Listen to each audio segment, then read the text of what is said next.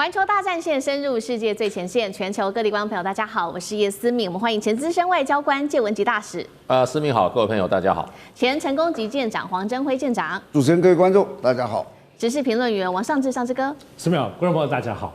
好，观众朋友，今天节目一开始，我们就军火上面来做一个中美之间的比拼。今天做一个比较深入的分析，这一回美国是真的怕了吗？解放军它的100枚洲际飞弹已经就位了，今天会来特别关心，包括了东风31AG 的核王牌亮剑，另外也会关心2027台海冲突击溃美军吗？今天就这些议题会一起来做一个深度的分析。各位观众，这不是解放军自己喊话，而是特别来自于路透社引述五角大厦他自己内部评估报告草案，承认目前中国大陆用全球最快的速度已经补完核威慑体系的最后一块拼图了。什么意思呢？白纸黑字，我们看到上面是怎么样写的。这边特别提到了路透社说呢，已经新部署了在蒙古边境的3个基地，这边部署了超过100枚的新式东风31型的洲际弹道飞弹。那么东风31它又另外具备的这个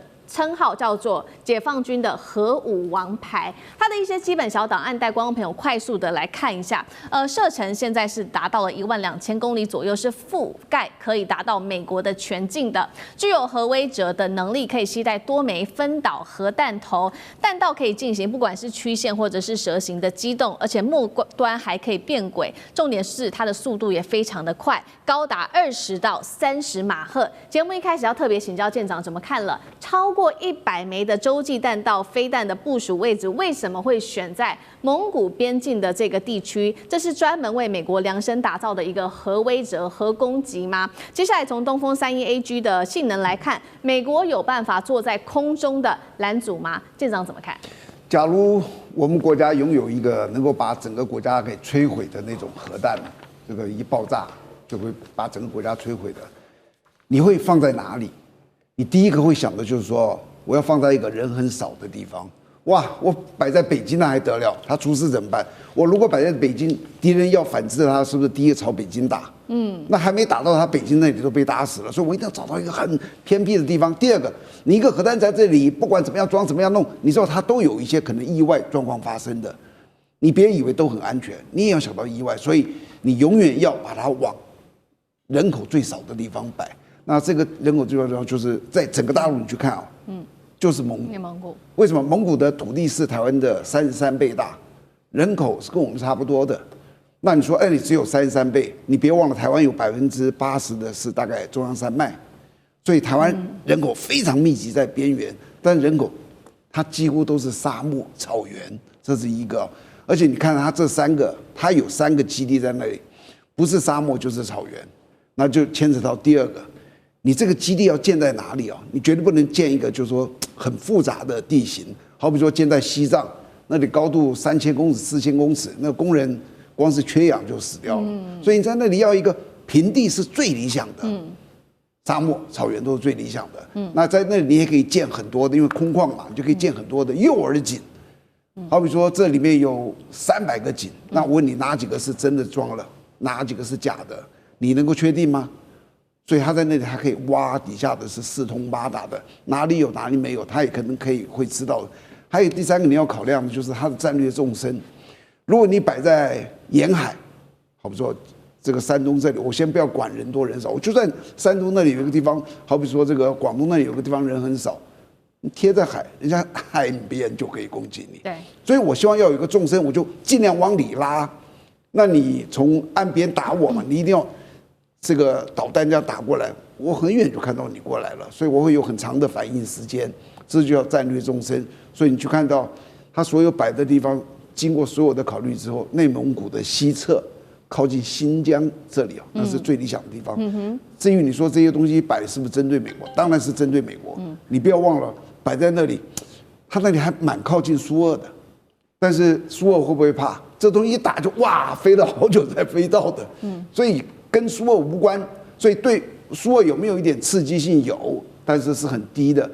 重点还是看飞到那么远，还是针对美国。最后一个就是，它的速度终端速度可以到20到30马赫，就是说所有的导弹它最后的速度多快啊？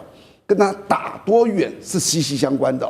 我今天如果说一个导弹打到太空落下来是一个近程的，好比说是3000公里，它落下来的速度可能是6马赫、8马赫，因为它就是一个弹道嘛，这个抛物线的。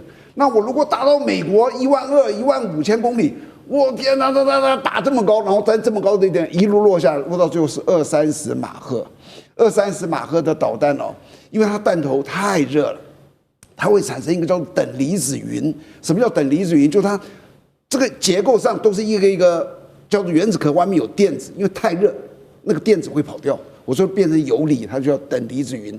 一旦造成了等离子云，就是这个物理上的叫做黑障。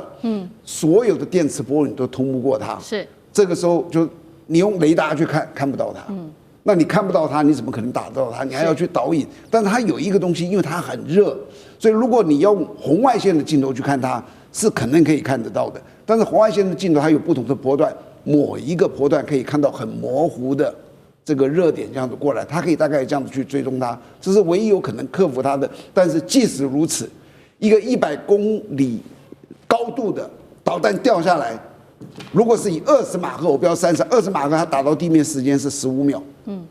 你怎么去防它？是你根本反应都来不及。所以最后完毕之后，就说你想要去防这一型的导弹这样子，约打这个上万公里的，那是在实际的物理上有很多的极限，它是非常困难的。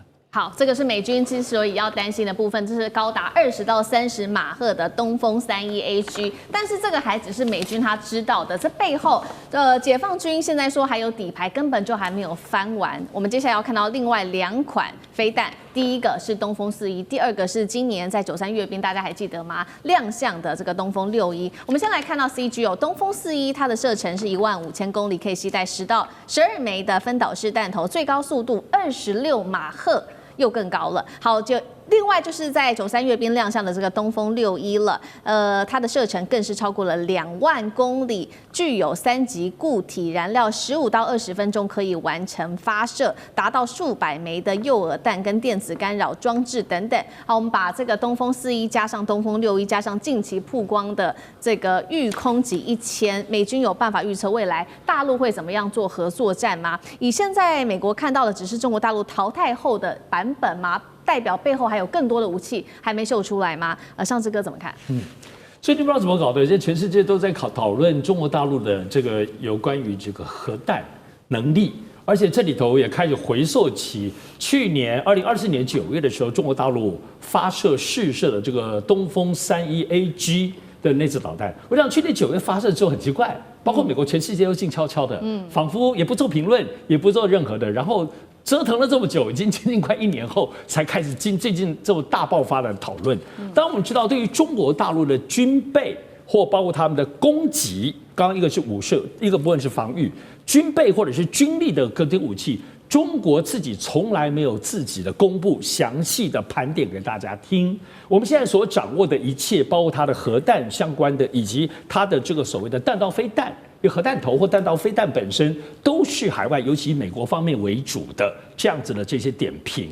那么最近在讨论，直接在讨论中国的核能力、核打击力。我想这个部分还是在所谓的中美的大国现在 G2 的政治、外交、经贸各方面的氛围当中，仿佛要一起合作。美国有点退让，可是，在军事方面感觉起来还是施加压力。军事方面还是要凸显中国威胁论这个部分主张，在整个美国的军事思路里头，并没有受到国际外交、经贸这个东西或关税有任何的部分的影响。所以，这个是我们最近听到的，我认为很重要的原因。而且，之所以把中国威胁讲得这么厉害，直指他们的核能力。当然就要拉抬自己，知道最近其实美军方面要预算，要有很多的军事，从战略战术到整正的最新武器的开发，都需要钱哈。威胁讲得很大，他们要很多的钱。当然我们可以看了，最近来讲都可以看到，所有在盘点以中国跟美国的军事对阵，陆海空火箭各方面来讲都有各自的对阵，但是蛮有意思的，现在就在盘点中国的核武器这件事情。核武器这件事情的部分，那确实还是比较微妙。当然，我们知道核武器的概念一定要了解，首先是核弹头。我们讲去年9月东风的这个东风3号，它可以带4到6个弹头。所以目前弹头都知道美国还是遥遥领先的。只不过今年有关瑞典一个智库的最新统计，在今年年中的时候，认为美国部分手上大概是5100多枚。那么有人说俄罗斯3000多枚，也有人说俄罗斯5400多枚更多。那这个部分大家掌握的数字，但中国当然现在公认大概600枚，只不过中国成长最快，每年可以生产出100多枚，而且这是保守的估计。那在这个数量当中，我们必须要了解，还有很高的比重，就是现在很关键的，可是中国的弹道导弹能力，东风系列这一些，恐怕还是对美国有很大的影响。因为我们知道，在过去来讲可能还没有看到，但是现在都已经在，特别是今年93的阅兵之后，看到公布的以及大家盘点到的所有的这些具有核打击能力的部分，中国大陆有些不一样。首先，过去是弹道他们的部分的攻击的弹道会改变，这就可以突破过去美国对于防止核弹传统的防御性，它可以打破哈。此外的话，现在部分中国大陆核导弹可以飞到外太空，再来打击多弹头的打击。那么中国还有另外，它有缩小性的、机动移动性的，以及甚至可以挂在滑翔系统，而不是传统过去飞机发射的这样子的系统。所以这些新的战术发射核弹的方法，对于美国来说，就得要全面的部分来面对。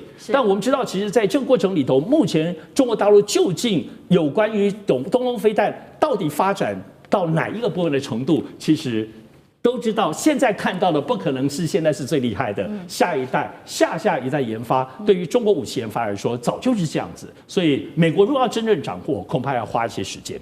好，这边是五角大厦特别透露有关于中国大陆的威胁论哦，不管是核打击能力，或者是针对这些极音速飞弹等等。那另外一方面，其实呢，这一次五角大厦它在这一份文件里面也释出了一个比较具体的时间，它把时间点就定在2027年。它抛出了一句话，也震撼了全球。他说，中国大陆预计在2027年底就具备了在台海冲突当中可以开战，再加上取胜的能力。重点是，他还说了，大陆具备对1500到2000海里外的目标发动大规模打击的能力。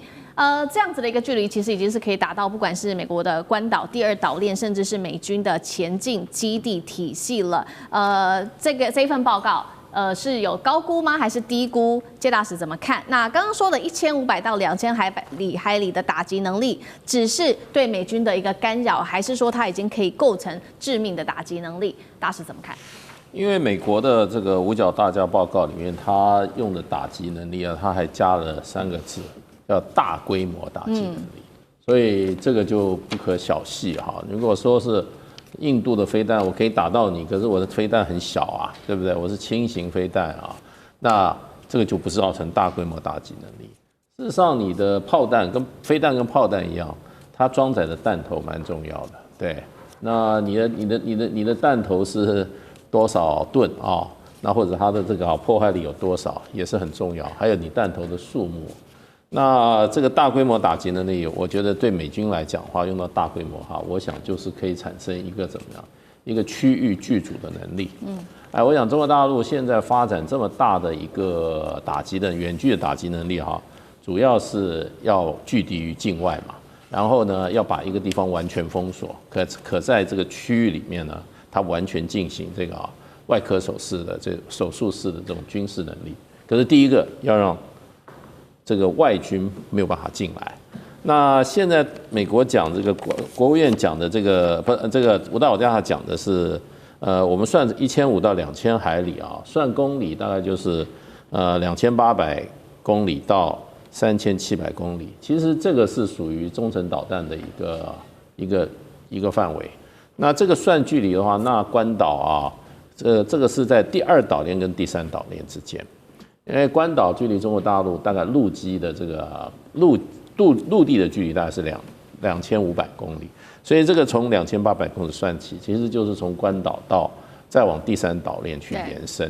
所以呢，事实上的话，中国大陆对第2岛链可以完全拒止。那么它如果说把它的拒止链再往前面推，可以推到3700公里的话，那就是第2岛链跟第3岛链之间了。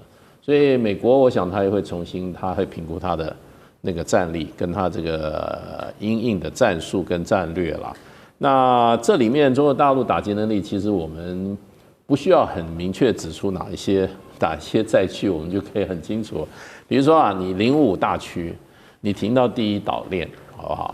那你上面的很多武器，事实上，你比如说是有这个鹰击21，这是舰对舰的啊，那基本上它就可以打到1500到2000公里了。所以这一类武器它就可以产生距离。另外，它的整个航母它可以放到这个第一岛链跟第二岛链之间，或者接近第二岛链。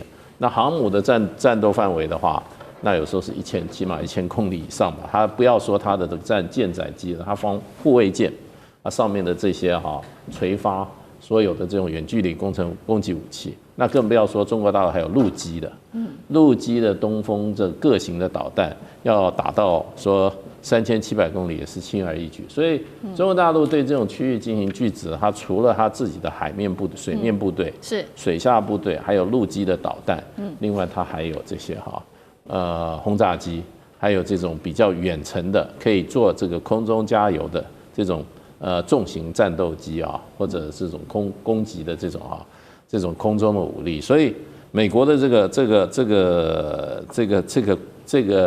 战略的这个报告不是空穴来风，确实是中国大陆具备这样子的能力。好，谢谢谢大使。那我们休息一下，马上回来。地缘政治、美中之争、战略价值、强权崛起、小国生存。现在与未来，洞悉事件走向，掌握世界脉动，全球观点尽在环球大战线。好，持续我们要来关注到军事上面的消息。现在是从太空一直到海上哦，中美之间是全面的开火。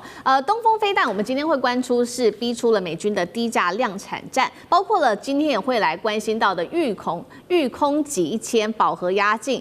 美国则是联合他的盟友，包括日本跟印度来齐上阵。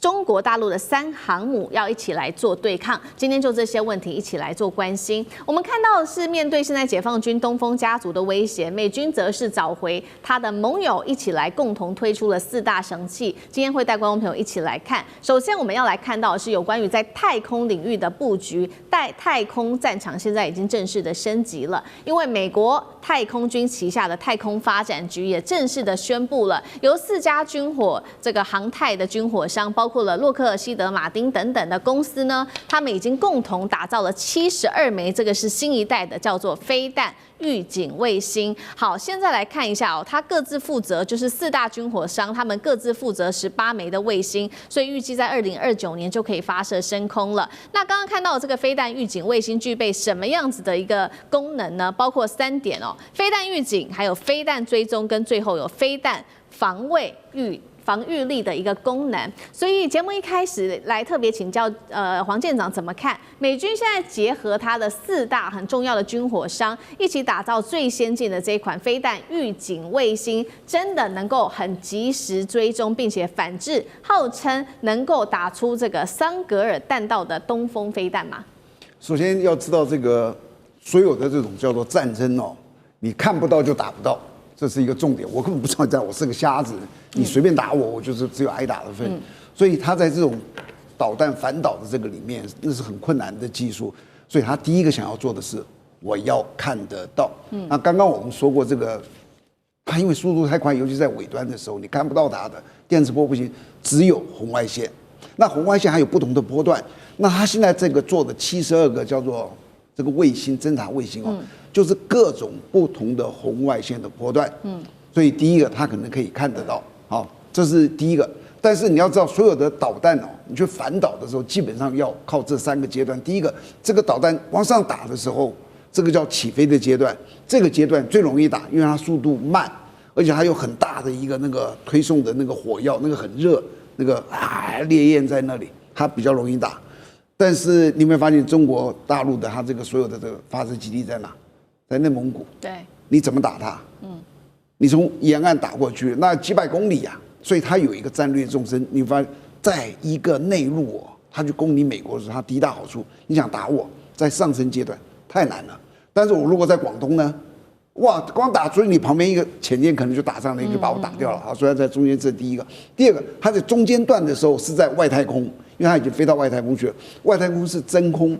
如果你打一个飞弹上去，它靠翼来控制的话，控制不了，因为那里没有空气，它的整个翼怎么转，那个飞弹还是直飞，一点用也没有。所以这时候还要用向量喷嘴，所以向量喷嘴就是说，用一个推向量的这个引擎的速度去让它转动，这个的反应非常慢。你想要去打一个那么快的这个导弹很困难。只有第二个，这是当初美国在星链的时候，不是星战的时候做的高能的镭射。你在外太空有一个好大的卫星啊，然后镭射这样照过去，照到它，把它击中。但是这个到目前的技术还做不到，是归于一个理想。还有第3阶段，就是在最后这个下坠的阶段哦。我刚刚也说过了，那实在是太困难了。而且你这个下坠的阶段的时候，通常都是我一个抛物球。叫打棒球一丢，我们大概知道落到这里，我在那尾端这里等你。但是这里有一个桑格尔弹道，它会变换。那你变换的时候，你就可以发现，哎，那我有很多的卫星要在天空，是不是可以侦测它？是可以，它一直在动哦，你可以一直抓到它的动。如果你的很理想成功了，你可以看得到它，你可以连续的追踪它。可是后续的位置，你要推出它的，我们在弹道学里面叫做前置位置。因为这个东西在这飞这么快，你以为你对着它打，你对着它打根本打不到，你这个飞弹本身只有3马赫、5马赫，你追都追不上。所以你要怎么样？要朝这个前置的位置对撞过去。那所以你要很精准的计算出它的位置在哪，对不对？这叫前置位置。但是它因为是桑格尔弹道，它的前置位置不是从前面的这个东西推算出来的，所以最终的结果就是。他做了这个卫星了之后，你可能可以连续的追踪出它在哪里。对。但是你对最终那个位置还是没有用的。那你说这样不是没有用吗？但最起码比你什么都没有要好很多。因为这样子最起码你的预警时间会多一点。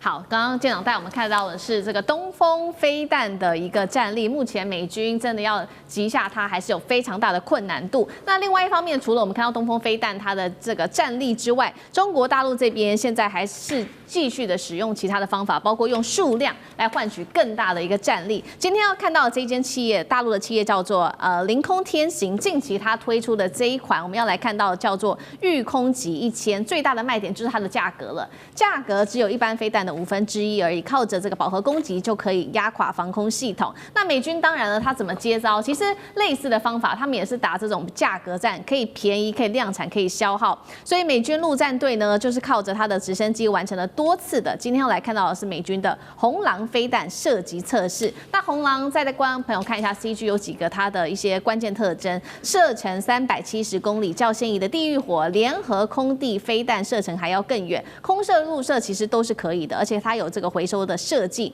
年产量现在上看1000枚，重点是价格也是比较低，单价已经压到30万美元了。好，一边是中国大陆它的御空级1000，到美国的红狼，现在说这个飞弹竞争是不是走向一个比较 N 型化了？便宜飞弹现在到底中美之间谁比较有优势？上次哥怎么看？对，最近很多对武器讨论这个中国跟美国这2家公司推出的这个超便宜是指跟过去相比。那像特别这个所谓这个御空级1000，因为它太便宜了，便宜到现在就大家推论说，未来如果用御空级1000的这个飞弹，火箭弹打台湾的话，巴拉巴拉很便宜就可以把台湾打烂，甚至到这样子的地步很便宜。那当然，美国我们看红狼这个部分，其实这2家都是现在比较新的军工产业的公司，所以他们现在很会做行销啦，倒不是说真的都是国家或军方现在在力推这个东西哦。所以，但我们看到确实是低价。我们知道过去来讲，以美国作为全世界来讲，对于武器军备的研发，最厉害的技术、最前卫的部分的这个所谓的这个军备的部分的能力、武器的能力，当然还有最高的价钱。这长久以来几十年都是这样的。其实像法国这些那么有能力做武器国家也都这样。但其实在中国，自从大家发现说天哪，怎么那么便宜，同样做出来的东西，可是于是大家现在对美国这些很有压力了哦。包括波音啊，包括洛希德马丁这些公司，但他们现在都也不做便宜的东西，还是做比如下一代战机这么贵的。只有我们必须要注意哦，全世界现在开始对于关注你如何可以又低价又好，至少达到自己所要的。像刚刚讲，红狼的射程370，它还有绿狼比较贵一点，打得更远是50万美金。1000多万台币来讲，一颗所谓导弹其实来说都是很便宜的哦。但你说能够比得过中国吗？我认为很难。中国主要代为不只是成本低，要知道中国都知道，现在中国其实是一个很厉害的军工产业部分的供应链。但我必须得说2个角度，简单讲，第一个部分不只是供应链，他们作为军民融合这个模式哈，政府是专案经理啊，国家是一个巨大的实验室，什么意思？国家是实验室，政府是专案经理，所以它不只是工业链，它已经变成一个军民都有的部分的生态。我举个例子，哈尔滨大学、西北工业大学都知道他们的研发军事能力是非常非常强，所以这里头很多的理论，然后呢，他们给谁呢？给中国大陆的国营企业的军工业。他们有生产链来做，然后发包给底下的这些小公司做他们的零件。但是在此同时，这2年是民间的科技企业，像大疆，像包括机器人，我们看到的无人机、机器狗这些，都第一时间外界还不知道，直接国家就收归过来，最新的演算法全部都由国家所用。大家是看到之后才发现，市面上有的是国家已经用很久了。所以这就是中国大陆的所谓国家，包括政府做专案经理这个模式，我觉得美国或其他全世界不能比哦。而且我们来看，像法国来讲，现在今年已经开始追过法国，明年中国会是第2大，会超过几百亿美金的，作为这个所谓军工业输出的国家，只输美国而已了。而且这些技术国家拿到之后，你有给军事吗？没有。给谁呢？给交通，给治安，给航太，然后呢，包括所谓这个治沙，包括雅鲁藏布江做水电，所有这些技术在军事应用的同时，也散布到整个社会。也就是说，它的供应产业链扩大到是整个全社会成为军工业的大产业链跟市场。所以这是个全新的模式，在中国没有应用之前，在美国、法国都没有看到。所以我觉得这个部分来讲，造就一个很特殊的能力，从研发力到最后生产力为主。美国如果要追过的话，恐怕在整个产业链，不止供应链，他们现在都还做不好，还有生态。好，一边是中国大陆它在军工生产模式持续的扩大，并且更有效率、更有系统化。那另外一方面，美国呢，它现在则是找上了它的盟友一起来帮忙做对抗。那找上了2个国家，今天要带大家来看到，就是第一个是日本，还有第2个是印度。先来看到印度这边提供了什么样子的飞弹。印度这边推出的这个是叫做轻型逆中巡弋飞弹。那稍微看一下它的小档案，它是射程保密的，可由地面还有舰艇发射。那流线的弹体大幅降低被侦测的几率，可以补上在印度洋，特别是南亚这边，它有一个隐形的打击节点。日本呢，我们来看到日本则是推出它的改良型12式陆基反舰飞弹，近期在美国加州已经完成了实弹的测试。那现在时间点也定出来了，就是在2026 3月前会完成研发精进，后续它预估会放在包括了九州跟静冈，射程现在是说1500公里，将会朝战斧飞弹1500公里持续迈进，达成以陆制海的战略目标。所以我们看到，在美国抗中的这个框架之下，这次拉了包括了日本，拉了包括印度，他们会扮演什么样子的角色？特别在日本的12式反舰飞弹，刚刚特别提到这款武器上面会对大陆3航母又带来多大的威胁？大使怎么看？对，其实日本它这个研发的这个所谓124反舰导弹啊，它其实已经由30重工业在这个2012年它就已经生产出来了，而且已经列装了。那不过它这个射程是比较短，大概最多到500公里啊。那它也可以从这个陆基，从这个导弹车机动的发射，它也可以有海基发射，就是放在他们的这个摩耶级护卫舰上面，它也可以空基的，在它的 P1海上巡逻机上面发射，所以它已经是就是说发射的这个地点它已经多元化了。那现在它正在改进，正在这个精进，它的目标是把它的这个射程拉升到1500公里。它900公里的，事实上在前2年，事实上它已经有了。那现在要往1500公里这个射程来上面走。另外一个就是说，它是一个亚音速级的一个飞弹，它大概速度在0.9马赫，还不到1马赫，所以它现在呢要精进的，要把它变成速度更提高。你要知道，就是说对飞弹来讲的话，你的射距倒不见得说是那么重要啦，可是你的速度很重要。那过去它是走像战斧飞弹一样，它是巡弋飞弹，速度不高，可是它是低空掠过，随着地形跑，然后那个躲避雷达侦测的能力很强。可是再怎么样，速度低，那么它的这个整个破坏力也没有那么大。那如果说你要造成对你的潜在目标的威吓的话，那你一定要射程，你一定要这个速度大，然后你的载弹量，你的攻击，你的这个效果要大。所以日本现在在往这边走。其实你看，2012它就部署了这个12型的飞弹，为什么现在才在做这种精进？原因是美国不准它。美国最近几年才放宽它日本的所谓攻击武器的范围，过去是300公里，你500公里你都有一点偷吃步了，因为美国对日本的管束是非常严格的，你是防卫专守防岸，你去打1000多公里干嘛？可是现在就是美国放松了，以日本的技术能力的话，他们很快就可以达到这个水平了。不过你要达到超高音速飞弹的那个最后是5马赫。或者就是说你末端这个时速是5马赫6马赫，那日本不晓得有没有这个能力，因为美国做这个在技术突破上也蛮难的，那就不晓得日本什么时候能够突破。那另外就是说你这个飞弹上你的载弹量能够载多大，那跟你的这个飞弹本身的这个体型也有关系，所以这个就大家就很关切的。那对中国大陆来讲的话，不管你是打900还是1500都可以对中国大陆沿海的这种重要城市已经产生威胁了，所以这个是东亚尤其在第一岛链，那么日本扮演的角色在受到大家关注主要原因，因为它的射程范围。那印度这款飞弹，我想它是公布了，它是一个轻型的，所以逆中的导弹那它的速度我看一下也不到1000公里1个小时。那它本身的体积是比较小的，我想它对于这个区域的战略形势它能够发挥的这个转变的效应是很小的。好，谢谢大使。那我们休息一下，马上回来。地缘政治、美中之争、战略价值、强权崛起、小国生存，现在与未来洞悉事件走向，掌握世界脉动，全球观点尽在环球大战线。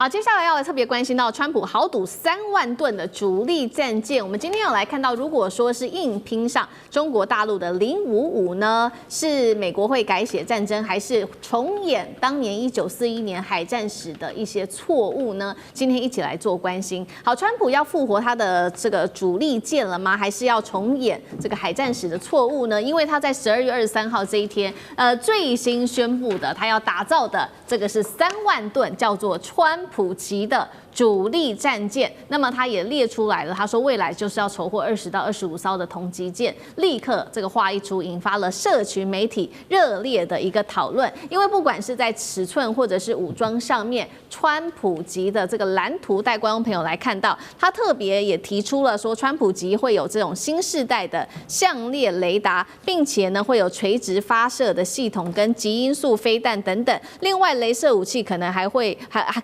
配备的东西，包括了雷射武器啊、核子巡弋飞弹跟电磁炮等等的设备。所以我们要来看到，目前在海上面对。另外是解放军它有的05大驱满载排水量13000吨，川普现在打造的这个是3万吨的主力战舰，还说了他要搭配包括了电磁炮、核武，在现代的海战中这样的巨舰是关键战力，还是这种政治宣传意味比较浓厚？舰长怎么看？首先，我听到这个完毕，我看完之后，第一个我的想法就是，川普真是雄心壮志，在讲的这个东西，你知道？然后很多东西我先说好了，他说这个叫川普级，这句话就是标标准准的外行。什么叫做级就是我们成功舰是叫成功级嘛，它有8艘。为什么叫成功级？因为第一艘叫成功舰，所以它全部叫成功级。我们的康定级有6艘，它第一艘叫康定舰，所以叫康定。全世界的船的命名都是这样的。这一型船的第一艘是谁，就叫这一级。川普级不可能的，因为他是总统，所有美国总统都只命名在航母，就是说也许有一天他会变成某一艘航母的，就川普舰，那是有可能的，但是不可能变成主力战舰。主力战舰通常都是死掉的政治人物，已经不存在的。美国的大概习惯都是这样，所以他说的这个东西根本，第一个这个川普级就是不对的，第二个，美国的战舰都老了。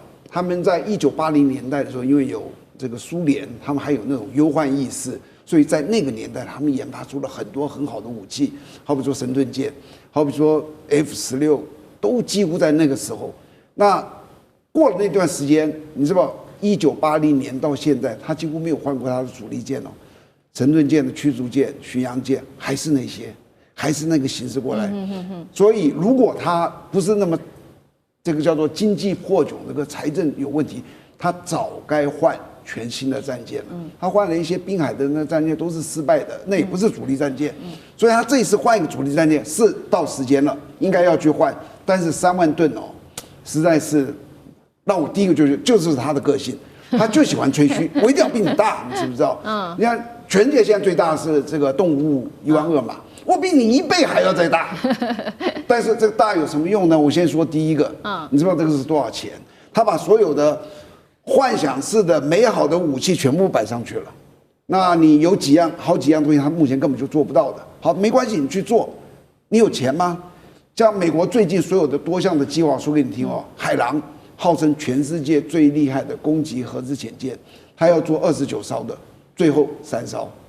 朱瓦特级全世界最厉害的战斗舰，原来就是像这种的战斗舰，主力战舰要做32艘的，结果做了3艘。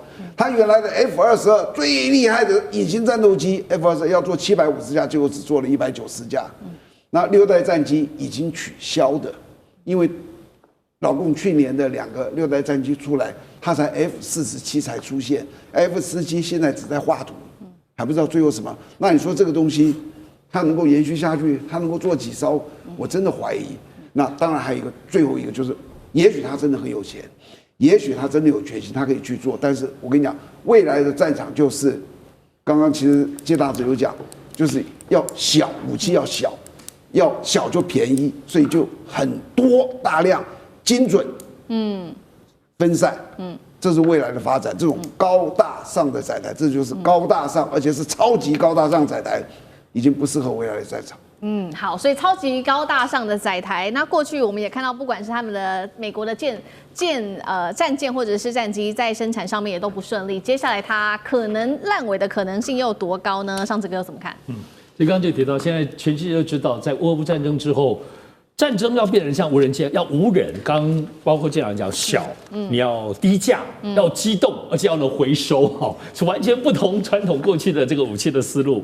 但现在毕竟还叫大家伙啦，川普他就是好大喜功嘛，苏朗不输丁哈，所以这种要有军舰跟电磁炮，他具体点名了。可到底美国能做吗？其实我们讲，现在美国整体的状况，首先第一个部分，它到底有没有好的制造能力？整个在军工业都知道有很大的问题。现在全世界它是继续在卖武器的，包括对台湾，但都不交货。然后这个不交货都拖延，是因为它做不出来，还是什么原因？大家都知道，现在这个制造能力、军工制造能力，除了包括波音跟洛克希德马丁这样子的大的军工业之外，但其他的都知道，现在包括整个军工业的供应链，做小零件都做不到啊。现在最可笑的就是传说美国的那军舰要焊工都找不到。都缺，焊工的薪水好像是1年好像将近快500万台币都找不到人，到这样子的地步哈，所以很恐怖。而且有具体啦，他现在有个伯克级战舰维修，按照道理4年维修完，9年没有维修完。一个伯克级战舰的寿命就30年，其中9年躺在维修厂里面，你不觉得笑掉大牙吗？可这就是现在美国，所以你说现在要做新的东西，能做吗？包括这些新的军舰。电磁炮，而且我们必须来讲电磁炮吧，就是刚刚这样讲，电磁炮现在中国大陆现在做，当然日本也有做。刚知道电磁炮这个部分的核心，都知道它，因为它有包括轨道炮跟整个线圈炮2大系统。过去来讲，美国在头有所抉择，可是中国是2方面同时去研发，找到最适合的。当然，脉冲能力、能源转换能力背后有一些理论机制，可最大关键就是电源控制问题。船上的电源，你要什么？锂电池。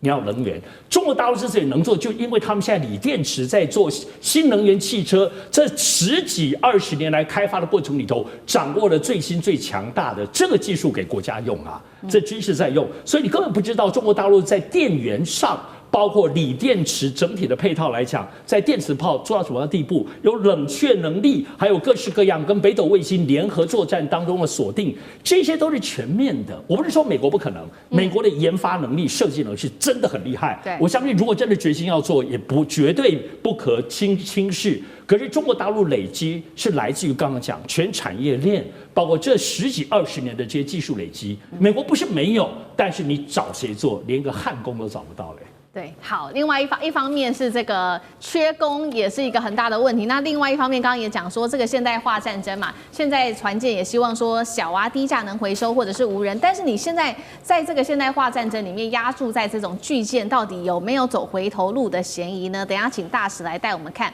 因为我们也要特别来关注到，其实过去在历史上，尤其是主力战舰在1941年都有退出这种重要舞台的这种潜力。那有2个案例，第一个就是当时发生，也是在1941年这一年的这个叫做马来亚海战。当时英国皇家海军最强的是它的威尔斯亲王号的战舰、反击号战斗巡洋舰，他们在当时没有制空权的一个状况之下，是被日军分3批，是以炸弹加鱼雷饱和攻击，就把它给击沉了。这是一例。第2例是德军最大的战舰，这个叫做俾斯麦号，当时在大西洋上，同样是被英军的航母派出的鱼雷轰炸机给击中船舵，最后就自沉了。所以我们可以看到，在现代化战争当中，如果是说在极音速飞弹跟无人机时代下，川普你现在压注在这种巨舰，到底对不对？大师怎么看？我认为这个第2次世界大战的这个战史的教训就是2次大战以后，大家都没有把时间花在这些巨型战舰上面。那美国走的是这个2条路线嘛，一个就是核子动力的这个航空母舰，它修了十几艘，现在还有10艘在服役当中。另外一个，美国认为它现在最大的海中战力就是核子动力的潜水攻击性潜水艇。那这个它潜到水里面，它根本不要升起来它是永续续航的，在水里面把你这些大战舰都你干掉。我觉得很巧，讲这个题目之前，我昨天还在看到一个片子，讲那个日本的大和号，因为这边讲了2个，一个是英国的这个威尔斯亲王号，另外一个是德国的这个俾斯麦号。俾斯麦对，俾斯麦，威尔斯亲王号是满载排水量4.3万吨，哇塞不得了！4.3万吨是现在一个所谓的2栖攻击舰中国09、076、075，大概都是在4万多吨，那几乎就是一个中小型航母了。那时候是一个战舰。那俾斯麦号也不小，俾斯麦号事实上的话，它有多大？它也有4.1万吨。那日本那时候修的更疯狂，日本有2艘舰，主力战舰。比川普的还大比川普大2倍一个叫大和号，你知道它多大？6.9万吨。然后另外还有另外一个武藏号，对不对？7.2万吨。我老天哪，跟现在的这个航空母舰，这2艘日本的大舰最后都是大而无当，被美国用这个战斗机跟潜水艇就集成在冲绳这个琉球附近的水域。武藏号也现在都藏。所以这个名字取不好，它现在也是葬身海底。对，所以这些大巨舰在海战上通通都没有存活，大而无当。那川普这个他说是3万多吨嘛，3、4万吨。那记者在他讲完以后，哇，就问说你什么时候可以修好？他马上就傻在那地方，2年半。不可能，2年半图都画不出来。可是川普他说2年半。他说他正要跟各个厂商明天我要跟他们见面，我还要跟他们算个账。他还要算什么账？他们搞那个福特舰搞的这个大窟窿，那个是一个这个钱坑，意思就是说又修不好，又不能用，每天就要花钱。他说还讲这个是在 North Carolina 哪一个这个造船公司做的，他把点名出来。前一阵子川普不是说，他说那个福特号。干嘛用雷射弹射？我们给它改回到蒸汽弹射，所以可见它那个弹射系统是花了不少钱。川普最讨厌浪费钱，可你看他问题那么多，然后呢要造这么大的舰，然后他说是100倍的舰，比现在所有的这个海上的战力多100倍。那问题我们看历史来讲的话，为什么人家不造？美国也有他也川普也讲，还有是 Missouri。啊，什么 Oklahoma 都是那种大战舰，现在都停在那个，你现在要看 Missouri， 你就到那个夏威夷的那个珍珠港，就在旁，有没有？它还有那个就受降的那一艘舰，它在 Missouri， 它在那个夏威夷的那个珍珠港，你可以看，哇，那个炮好大，那船上也很大，可是美国不造。那我觉得川普就是好大喜功啊，而且身边的人啊，你看面色也很凝重。那不过他们也谁敢忤逆他的意思，对不对？都是只能拍他的马屁，顺。那海军的那个部长也来讲话，都是一片歌功颂德。那不晓得啦，这艘船的命运是如何？不过2年半，我今天听了川普讲2年半，我就想说，你是不是要委托别的国家帮你造啊？美国的造船能量在哪里啊？他所有说的东西都是在他卸任之前要做。金琼3年之内服刑，这个2年半都是在他卸任之前。好，有它的困难度。好，谢谢大使。那我们休息一下，马上回来。地缘政治、美中之争、战略价值、强权崛起、小国生存，现在与未来洞悉事件走向，掌握世界脉动，全球观点尽在环球大战线。好，接下来我们要来关心在这一场中美之间的科技战，特别关心 TikTok 现在呢预估2025年获利年赚500亿，已经直逼了 Meta。另外，今天也会来关心到的是，现在大陆很红的这个中国式的 AI 开始替你做事了。这一款手机，我们等一下会特别一起来做关心，叫做豆包手机 ，iPhone 的时代会逐渐被终结吗？今天会一起的来做关心。这是来自于彭博社特别做的报道。字节跳动2025年，它预估呢，它的获利可以直冲500亿美元大关，已经是直逼 Meta。Meta 在去年的时候赚的金额大约是600亿美元的一个获利水准。那这一次这个我们看到500亿美元，其实呢，字节跳动已经年成长幅已经高达了20%了。亮眼的成绩单背后有重要的3大引擎来增加它的成长动能。第一个就是它的流量，我们看到 TikTok 全球的月活跃的用户已经冲上了18.8亿人，这个是正式超越了 Instagram。再来是电商的商机，它已经导入了包括直播购物以及 AI 的个人化购物消费额，因此爆炸性的成长。最后就是它的广告收入已经碾压了传统平台，据说它的这个广告的投资回报率更是高达了2.4倍。好，所以节目一开始我们要来看到说，当时呢不断的去压制这个 TikTok。我们看到美国用国安理由，到底能够挡多久？因为我们现在看到它不管在流量，不管在它的电商，或者是在广告上面，都呈现一个爆炸性的成长。大使怎么看？美国要进 TikTok 老早就进了，现在问题是川普很喜欢它，川普超爱 TikTok 的。川普事实上他本来也不知道 TikTok， 就是说抖音在美国扮演什么角色。可是在他上一届选举的时候，他说哇，有一个社群网站叫 TikTok， 他说我们被这个民主党这些自由派的这些假新闻机构把我们的讯息都蒙蔽的时候，只有一个管道让美国的年轻人知道我川普跟共和党有多伟大。所以呢，给我们的支持率支持多少，赚了多少票，就是 TikTok。对，所以 TikTok 现在是他的后台，在美国的后台不是别人就是川普先生。所以呢，川普先生认为对的，他不会禁他。现在的问题是中国大陆还不同意你随便收购中国的这个有中国的这个元素的这种台。现在 TikTok 它现在已经变成好像新加坡公司了吧？他那个老板已经转到新加坡了。那问题就变成就是说 TikTok 的问题是什么呢？它这个全世界用户，我记得它上一次我记得好像有18亿，美国也不到2亿啊。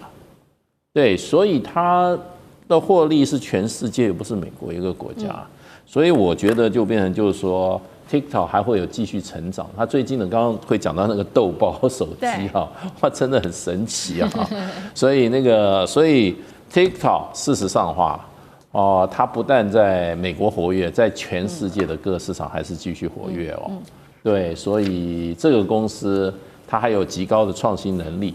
那你看它最近那个豆包手机，你就知道它的那个创新能力有多可怕。所以我认为，只要川普在的话，那川普对 TikTok 是极为喜爱，因为他认为是TikTok 是美国的年轻选民突破美国信息茧房的最重要管道，透过这个管道。川普的伟大跟 Mega 的伟大，才能让美国年轻人知道。你看这多重要。好，一边是 TikTok， 那另外一方面呢，这个字节跳动。好，我们来看到他刚刚也说了嘛，他推出了这个豆包手机，其实呢，它是跟中兴通讯合作的。我们一起来关注，因为这一款手机现在非常的火热哦。最大卖点其实也不是在它的硬体，而是在它的这一些相关的代操能力。它有这个叫做豆包手机助手的称号，就是它可以在用户你的授权之下，它直接帮你这个在荧幕上模拟点击，自动滑入，然后就自动输入。所以说你要叫外卖啊，或者订机票、比价购物，就是它一条龙就可以帮你完成。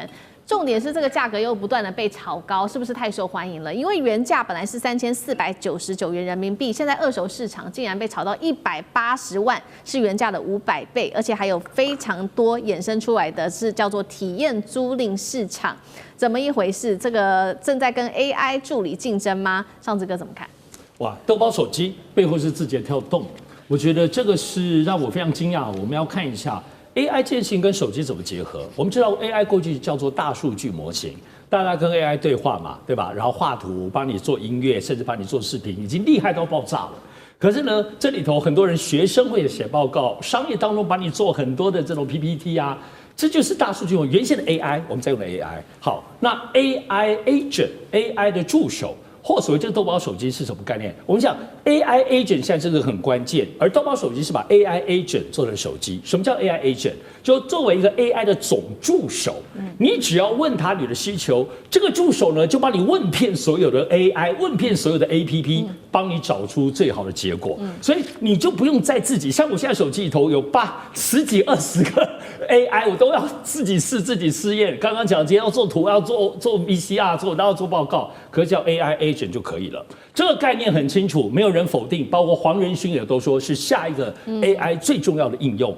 结果字节跳动就把它做出手机，非常厉害。我们到中国大陆现在都要关注的，除了 DeepSeek 有6大巨人，注意 DeepSeek、阿里跟腾讯，他们是自己是非常大，一个有社群，一个有电商，都很懂的观众跟顾客。